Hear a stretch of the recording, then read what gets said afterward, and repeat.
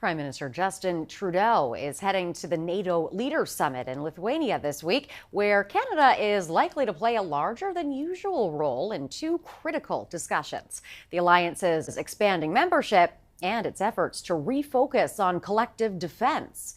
Trudeau is expected to meet with the Latvian president and prime minister on Monday before speaking to Canadian Armed Forces members who are part of the country's largest overseas mission. A new collective defense plan is being presented to the leaders for approval. Canada does not have a public plan to meet the current target of spending 2% of GDP on defense. NATO leaders will also discuss whether and when to admit two possible new members, Sweden and Ukraine. And joining me now is Aurel Braun, international relations and political science professor at the University of Toronto. Aurel, let's start with Biden's decision to send cluster munitions to Ukraine days before the upcoming NATO summit. What kind of impact will this have as world leaders meet in the upcoming days? Obviously, there are disagreements because most of the NATO states did sign a convention that they cannot produce and they cannot use these cluster bombs, but the United States did not. Ukraine is asking for it, as your correspondent has said. But in the statement that Mr. Biden had made, there's a portion that really sort of tells us why this was done. And it wasn't just because Ukraine was requesting it.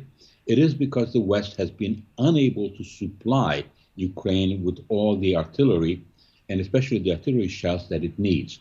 It tells us about a larger problem that NATO has, that for many years NATO has allowed its armed forces to run down. The capacity that NATO had at the end of the Cold War had dissipated to the extent that the German armed forces were not even able to run normal, smaller exercises. It takes a great many years to rebuild armed forces and also to reactivate industries. This has moved very slowly, and Ukraine, therefore, because they cannot have the 155 millimeter shells that they desperately need, they're being given this ammunition, which is far from ideal, but it will have an impact on the battlefield. It will help the Ukrainians, but it is obviously a very controversial weapon. Mm-hmm. Now, as Prime Minister Trudeau heads to the NATO summit, what are you expecting to be on his agenda this time around?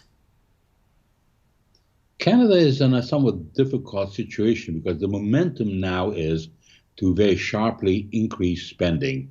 And you cannot just use accounting acrobatics to say, well, we will look at it in a different way than other NATO states.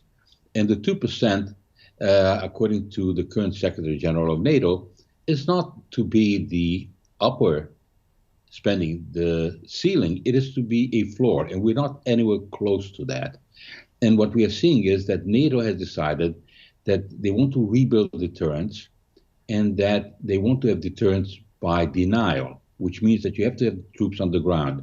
That NATO has to be able to mobilize 300,000 troops within 30 days.